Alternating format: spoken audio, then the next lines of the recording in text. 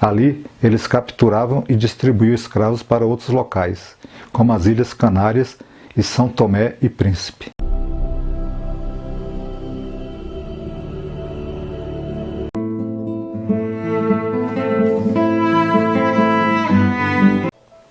Logo em seguida, mudou-se para Portugal por 6 meses. De lá, fez viagem a 8 países africanos, de onde saíam os navios que levavam os escravos até o Brasil. E aí ele diz: primeiro eu visitei Cabo Verde, local que podemos chamar de primeiro hipermercado de mão de obra escrava na história do Atlântico. Era um arquipélago desabitado quando os portugueses chegaram lá, ainda no século XV. Ali, eles capturavam e distribuíam escravos para outros locais, como as Ilhas Canárias e São Tomé e Príncipe, onde estabeleciam plantações de cana-de-açúcar. Foi uma espécie de laboratório inicial do fluxo de escravos que viriam para o Brasil.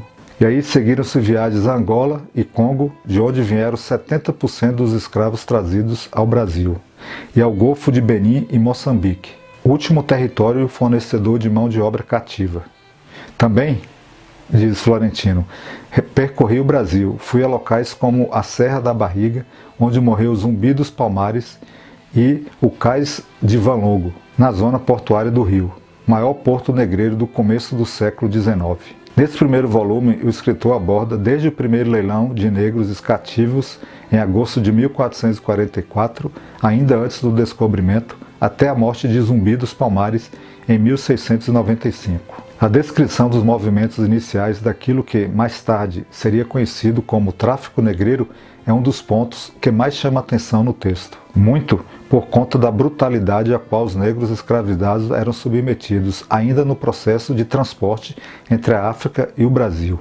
Aí ele nos diz: as condições dos navios eram as piores que podemos imaginar.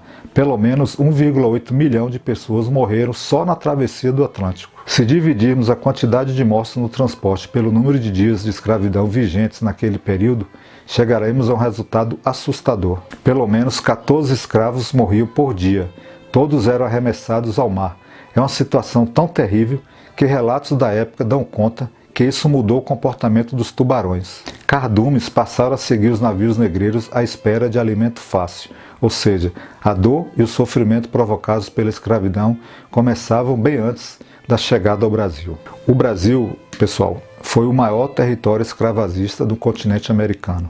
Além disso, foi o último a abolir o tráfico negreiro, por meio da Lei Eusébio de Queiroz de 1850, e o último por fim à escravidão em 1888, 15 anos depois de Porto Rico e depois de Cuba.